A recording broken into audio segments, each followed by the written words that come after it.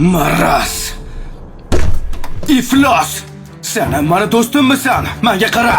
Darding pulligini oldinroq aytganingda, og'zingga siqqanicha pul berardim, maraz. O'zingni bos o'rta, nima bo'pti?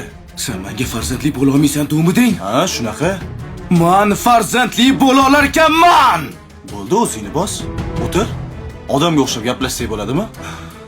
Xo'sh. Kim aytdi senga farzandli bo'la olasan deb? Men boshqa urologga bordim. 10 yillik tajribaga ega urologga. Iloji bor dedi. Qanaqa qilib bolali bo'lishing mumkin? Chet elga olib borib, operatsiya qilaman dedi. Pul kerak dedi. Tushunarli. O'sha doktoring bilan bugun meni ko'rishtira olasanmi? Nima qilmoqchisan?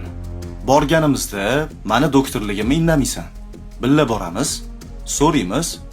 Agar men adashgan bo'lsam, yuzimga tupurib ketsang ham roziman.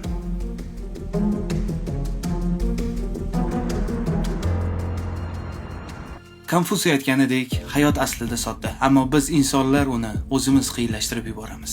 Akamiz ham shuncha yil mana begona eshiklarni taqillatib yurgan ekanlar. Bugun bir ilojini topdik. Xudo xolisa, haftaning oxirlariga chet elda operatsiya qilamiz. Siz farzandli bo'lasiz. Qaysi yo'l bilan farzandli bo'la olaman? Bular sizga kim bo'ladilar? Yaqinmi? Voy, bu meni yaqin do'stim. Bundan hech qanaqa sir bekitmaganman. Bemalol ishonarli odam, gapiravering. Bu qarindosh urug' degan gap bor.